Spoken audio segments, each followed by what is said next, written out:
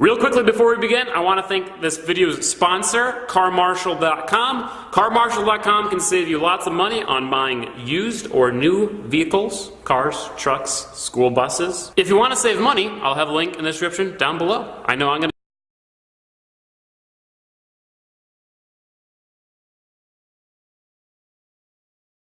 Being naked does not remove a threat, says chief as cops kill unarmed naked teacher. An college honors graduate and high school science teacher was shot and killed by police this week while he was entirely unarmed and naked. By Matt Agarist, May 16, 2018. Richmond, Virginia. The family of Marcus David L. Peters, an honors graduate and high school science teacher, is asking for answers after a Richmond police officer shot and killed him while he was naked and unarmed.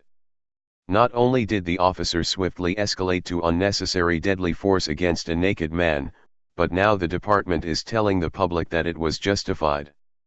According to reports, the shooting happened along I-95 in Richmond after Peters lost control of his vehicle, sending it crashing into the trees. Police say that Peters then exited the vehicle, entirely naked, and began running into and then rolling around on or near the interstate. Police say that Peters had previously struck another vehicle prior to crashing and then fled the scene. After a brief chase, he crashed and then ran naked up the northbound lane of I-95. Police claim Peters then charged an officer who had no other choice but to resort to deadly force against the naked and unarmed man who charged the officer. Peters emerged from his disabled vehicle and ran into the northbound lanes of I-95, Richmond police spokesman Gene Lepley said. He was not wearing any clothes. We're trying to figure out why he didn't have any clothes on. Police claim the officer first deployed the taser, which proved to be ineffective, so the officer then shot the teacher, who later died at a local hospital. Our officer attempted to use a taser on the person and it failed, Lepley said. The attack continued and the officer drew his service weapon and discharged it, striking that man. Police have yet to release the name of the officer involved. According to WTVR, the RPD officer, a male with 10 years of service, has been placed on administrative leave, which is standard procedure while the department's Force Investigation Team, FIT, conducts its investigation. The FIT detectives will interview the officer and any other eyewitnesses that can be located. They will review the officer's body-worn camera video and any other video or photographs that can be located.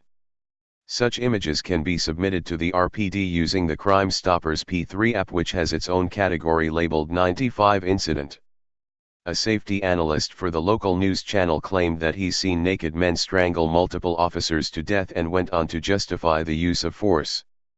An unarmed person does not necessarily mean that you cannot be killed by an unarmed person, NBC 12 safety analyst Mike Jones said. I've seen cases where officers have been strangled with the bare hands of a suspect. The Free Thought Project searched for instances in which unarmed suspects have strangled on-duty police officers to death, although we could not find any. The police chief echoed the claims of the safety analyst, noting that being naked doesn't mean that a person can't kill you. We are all deeply affected by what happened here, by the loss of life, Richmond Police Chief Alfred Durham said in a statement released by Richmond Police. Our officers do not take the use of deadly force lightly. I think it's important to remember that being naked does not remove a threat. So far, the eyewitness accounts we've heard have been consistent. Our officer tried using verbal commands, then used non-lethal force first by deploying his taser before using his service weapon. While it is indeed possible for an unarmed naked man to pose a threat to an untrained individual, the idea that a trained police officer couldn't figure out another way to suppress this threat without killing Peters is disturbing. Indeed, as TFTP has reported, DeKalb County Police Officer Robert Olson in Georgia shot and killed an unarmed naked man under very similar circumstances, and he was charged. According to Barbara Peters, her son grew up in Middlesex County and graduated cum laude from Middlesex High School in 2011. His school selected him to be the speaker at graduation, and he was even featured in a special on the local news. Each and every one of you has something special to offer the world, Peters said during his speech, according to the reports. You have your own unique gift. We are all assets to society. He went on, the trying times of life will only make us strong individuals. Nothing in this life that has value is going to come easy. According to the Richmond Dispatch, Peters went on to attend VCU, graduating in 2016 with a biology degree and cum laude honors. He also minored in Spanish, psychology and chemistry. While at VCU, he attended the school's honors college, served as a resident assistant and volunteered in doctors' offices, the family said. His pursuit for a career as a trauma surgeon would unknowingly take a detour as he discovered his passion for education, the family said in a statement. Before being killed by police, Peters was a science teacher at Essex High School. The hopes for these additional lessons were to help students develop fundamental skills for overall success, Peters' family said. He would often say, the students just need to know that someone cares about them and need a role model to look up to. He tried his very best to do just that. Peters was obviously in some sort of mental distress, whether it was drug-related or health-related was unclear. What is clear, however, is that police were unable to resolve a situation involving a naked unarmed man without killing him, and society has lost an amazing person because of it. Hey Charlotte County, this is Charlotte County COPWATCH, and I just wanted you to know that I am using this stuff under fair use. And also remember to like and subscribe this channel.